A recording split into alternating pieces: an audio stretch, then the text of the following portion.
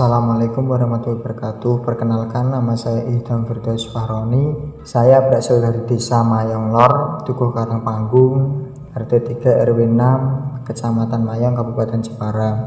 Alhamdulillah, saya sampai hari ini masih sebagai mahasiswa aktif di Universitas Islam Sultan Agung Semarang, dan saya masuk di Fakultas Hukum dan sekarang ini fokus di bagian perdata. Alhamdulillah, di tengah pandemi ini kita bisa menikmati entah itu ilmu atau kegiatan-kegiatan yang sangat bermanfaat sekali, karena pada pandemi ini kita dituntut nggak boleh interaksi, nggak boleh pergi kemana-mana ataupun kegiatan yang semestinya kita jalankan sebelum adanya pandemi ini. Meskipun itu, kita harus tetap bersyukur dan kita nggak boleh menyalahkan satu sama lain dengan adanya pandemi ini.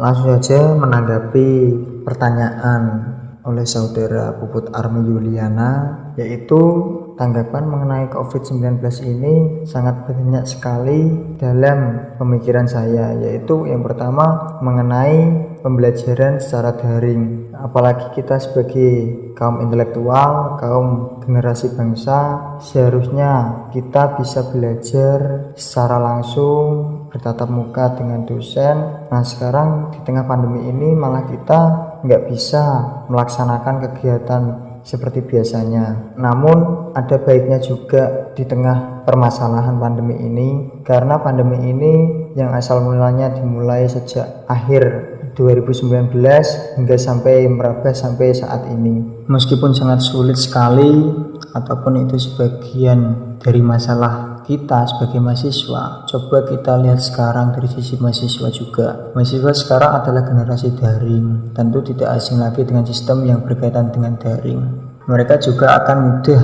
menyesuaikan apa yang disyaratkan dengan pembelajaran daring juga. Masalah yang muncul yaitu coba kita rasakan, kita harus daring di mana. Kita juga membutuhkan kuota internet juga untuk kuliah daring. Nah, kadang kita sudah menyempatkan untuk kuliah daring, kadang juga lemot. Apakah kampus juga bisa memadai jika kita daring di kampus? Internetnya pasti kan juga nggak bakal memadai juga. Lalu alternatif lain juga seperti nongkrong di kafe menggunakan wifi, itu ya juga menurutku kurang pas juga untuk kuliah daring. Apalagi yang mereka-mereka yang susah sinyal juga, kasihan juga. Nah, itu permasalahan kita saat ini.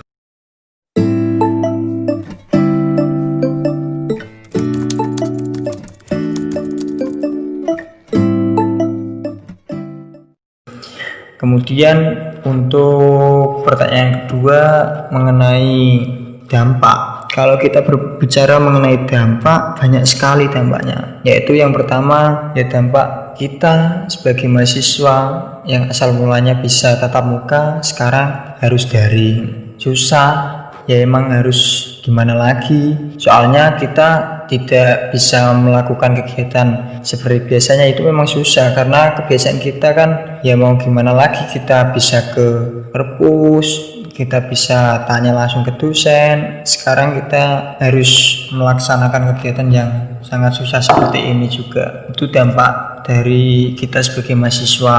Lalu dampak dari segi ekonomi juga, UMKM desa juga itu juga sangat parah sekali. Apalagi kita sebagai rakyat biasa atau rakyat pinggiran yang biasanya bisa menjual barang dagangan kita. Nah, sekarang di tengah pandemi ini kita juga sangat susah sekali, apalagi biaya apa-apa sekarang juga sudah mahal sekali. Nah, kita juga bingung mau gimana lagi. Nah, sekarang alhamdulillah kita sebagai kaum milenial juga sekarang kan teknologi juga lancar, sudah bisa kita akses. Nah, itu poin kita juga, kita bisa memanfaatkan meskipun itu yang asal mulanya bukan kegiatan kita.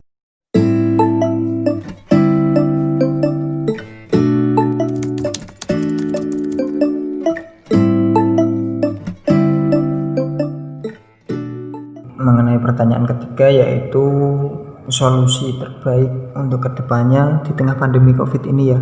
Ya, solusi yang pertama ya usahakanlah kita biasakan belajar ataupun bekerja di rumah, nggak apa-apa, apalagi kita ya juga mempunyai internet juga, atau juga belajar juga nggak harus tatap muka, ya nggak apa-apa, karena emang gimana lagi pandemi seperti ini.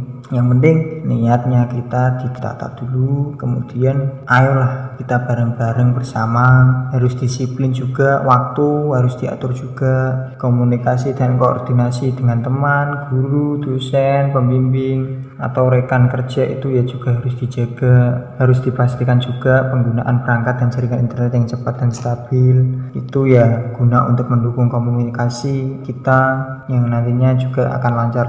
Kemudian selama pandemi ini emang gimana lagi ya, media sosial lah yang saat ini sebagai saluran utama untuk pemasaran atau mempromosikan produk maupun layanan yang diperkirakan akan mempertahankan popularitas kita juga. Ya semoga pandemi ini bisa berakhir dan kita bisa saling interaksi, saling komunikasi secara langsung, dan kita bisa melaksanakan kegiatan secara langsung, nggak harus susah kayak gini juga. Terima kasih sudah diberikan tanggapan mengenai COVID ini, semoga bisa dipahami dan semoga apa yang aku bicarakan pada hari ini kalian yang mendengarkan bisa menambah semangat kalian, bisa menambah motivasi ataupun kreativitas kalian sendiri nanti. Terima kasih atas waktunya, kurang lebihnya mohon maaf apabila ada perkataan yang kurang berkenan, entah itu dalam perkataan